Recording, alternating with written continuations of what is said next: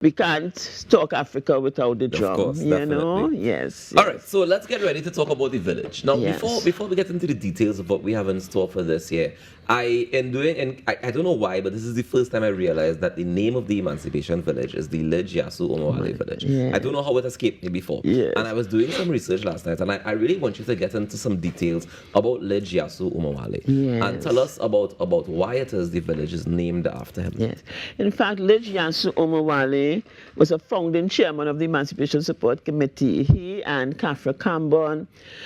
Lidj was really very, what you would call it, committed, you know, to ensuring that we celebrate emancipation and for his growth and development. And he worked tirelessly. He was actually a teacher when he transitioned. He worked at Omowale until, and one of my last memories of him is seeing him in front of a class, you know, in the school. But Lidj was really very, very devoted to the development of this festival. And, he was those kind of persons on the ground doing everything, that people's person. I understand that he also teamed up with Lancelot Lane That's to right. be able to insist that the government That's celebrate right. Emancipation Day as a holiday. That's right. Yes, because remember that we had to fight for us to change Columbus Day to Emancipation Day. Yeah. So those brothers were very, very much involved in the fight. And the Emancipation Support Committee formed with Kafra Kambon and Lidj as the co-founding chairman. In 1982, they would have been celebrating the 200th anniversary of the arrival of Columbus. I don't know why we were celebrating that, but the world was celebrating, and they were very, very concerned that they would have again shifted, because it was just in 1984 that Emancipation Day was proclaimed. Yes, as Emancipation Day. 86? No, it was in 84, but it actually came into effect in 85. Okay, 85. Okay. And when they realized that we were going to go and start to really get excited about this anniversary of Columbus, the committee was formed to ensure that it would not shift the focus of August 1st back to Columbus Day, and that it remained Emancipation Day in Trinidad and Tobago. And we give thanks that now it is not only Emancipation Day, but it has grown into this amazing celebration of ourselves and our people. And I want to dismiss the concerns of the persons who say we have nothing to celebrate. We have a ton load of stuff to celebrate, even in the midst of the pain that we are going through. But we always have to celebrate. We always have to create that balance. And all those, when you come to the Emancipation Village and you see those 248 entrepreneurs, we have to celebrate them. 248 entrepreneurs we have in the village this year. Fantastic. Yes, so people need to come out and make sure that you support them. When we have hundreds of young people, all our musicians, all our artists, we have to celebrate we have to celebrate the achievements of ourselves and our people. Most definitely. Yes. So tell us what's in store coming up Saturday, because we're kicking off Saturday opening. Yes. All is in a gear. We have some loose ends to tie up this week. Make sure everything's solid for Saturday. What we have in store for Saturday? Yes, so it's the grand opening of the village, and of course the major thing is making sure the village looks great, making sure all of the cubicles and the tents are prepared and well outfitted for our entrepreneurs, and that we have a space that we can welcome people in. It is an edutainment space, because I don't know if you've been there, we have these massive books. So they say we've done Black Stalin. Oh, nice. So we're going to have him on a book, and we've done J.D. Elder from Tobago. Okay. So those are the two. Every year we add 2 new books.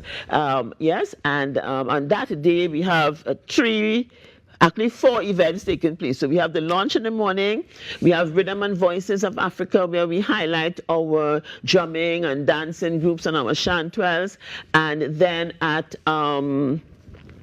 6 we are going to do a tribute to Cheryl Byron. Oh. Yes, Women in Rapso. So we are, yes, we have one man on the cast, Ozzy Merrick, as he's going to come and pay tribute to the women. And then in the night we have the Youth Unity concert. Okay. Yes, and we are giving the Spirit of Emancipation Award this year at the Youth Unity concert to Queen Omega.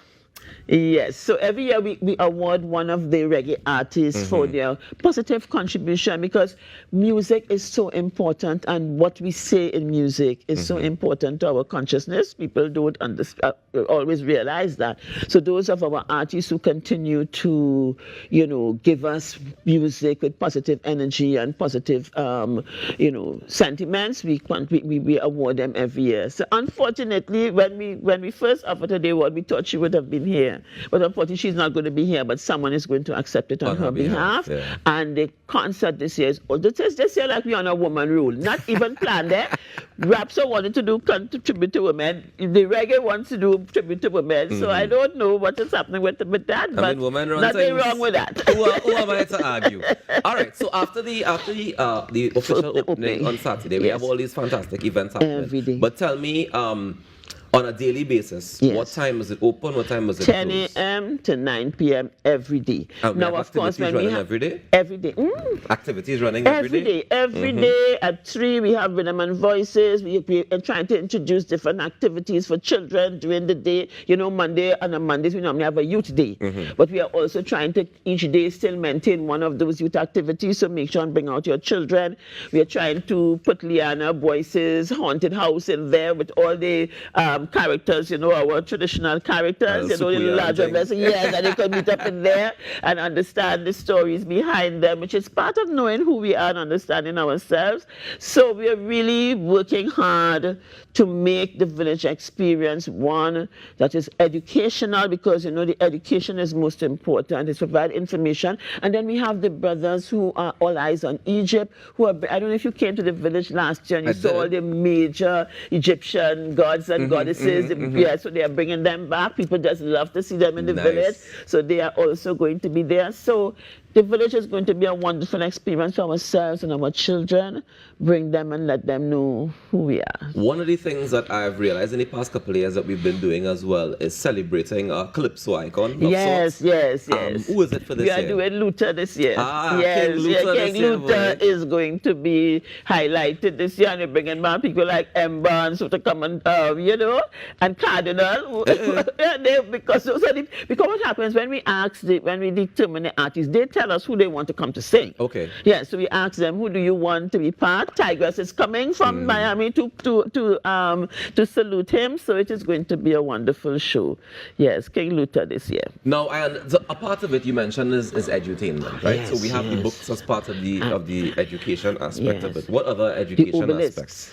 So each of remember we have these massive obelisks in the village, and what we are doing now is clothing them with information. Okay. So this year we are doing one on reparations and highlighting a lot of the both male and female fighters for liberations, both nationally and regionally. So you'll have the curriculum reparations plan on coming down on this, and then this year is the final year of the decade for people of African descent. So we are doing one on we've had that, so we're highlighting that one as well, and then we're doing monuments. So like the monuments from different parts of the world and the region, and their meanings. Of course, our Yoruba village monument made it on top of that. so every year, we focus on information. So we use the obelisks as well to provide information. So we have like about 8 or 10 obelisks placed through the village, all of them clothed with information. We have about 14 or 15 books now, each of them giving telling us about some renowned person that they can sit. And then we have, of course, the Egyptian monuments coming in. So all of these different things, yes. I see we're also having a transatlantic trade and investment symposium. Yes. That part is very interesting to me. Yes. Tell me about the significance of that. The Trade and Investment Symposium, which is celebrating its 25th anniversary this year, was designed to what we call reinvent the triangle.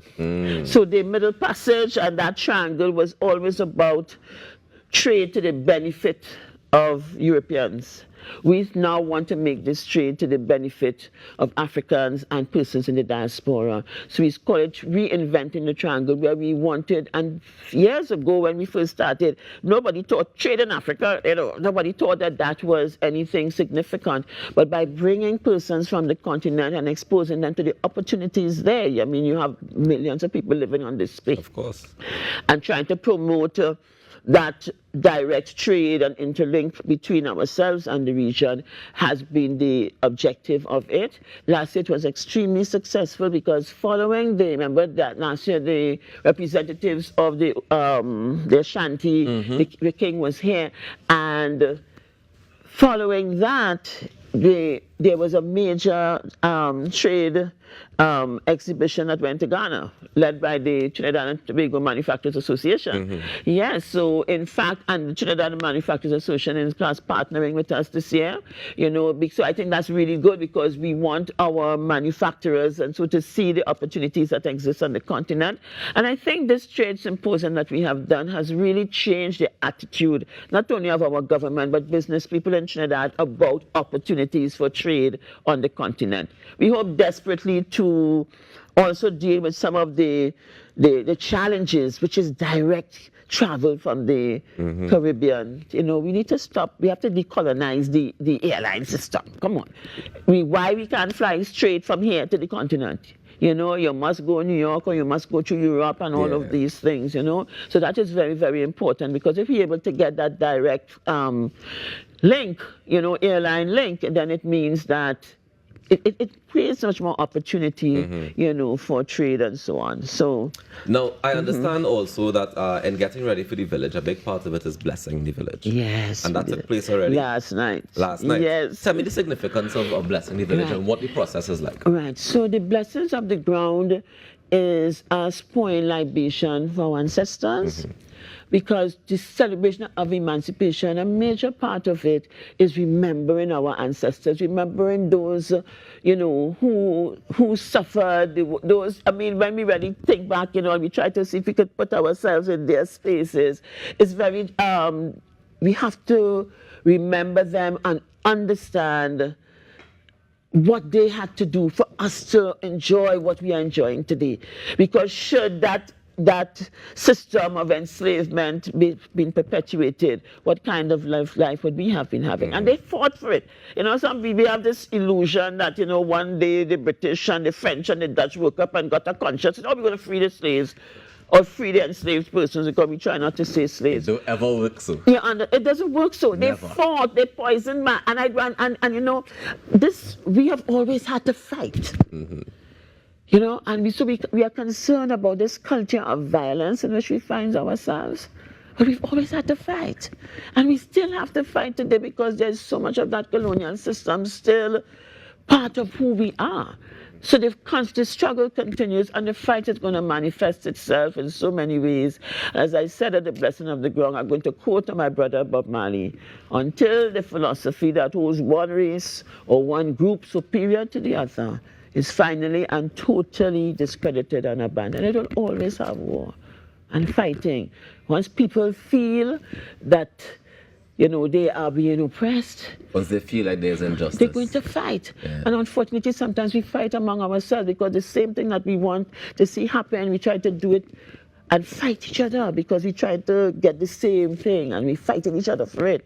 So if there's one flag, we want to fight for it and not this, I am because we are, which is our culture. Yeah. But this culture of violence is part of what we have also inherited from our, that whole colonial system. And so I think this is a good place for us to leave it because I think we have to leave them with some food for thought. Of course. And some things to consider. That's right. Come on down to the village. It's happening, kicking off this coming Saturday. You want to be a part of it. It's running all the way till Independence. That's right. No. Until Emancipation. Yes, we end on the 4th, and I just want to jump in this because we're going to end with the first showing of Origins. Yes, at IMAX. Nice. That is how we are ending this year. On the 4th of August. On the 4th of August at IMAX. So you can also come on down there to close off the session. That will be the last component of the Commemorating Memorial Lecture Series. Fantastic. Thank you so much for joining us this morning, Zakiya. So much. All the best at the village. I know it's going to be amazing. I will see you down there if you're not too busy. And thank TTT for their continued support, and you'll see you all big and bright as one of our sponsors. Thank you very much, and thank you again for decorating the set. You and Nzinga and the entire team at the Emancipation Support Committee. We give plenty thanks, and of course we continue to celebrate all week long. Stay tuned. We have a lot more in our morning show for you when we come back.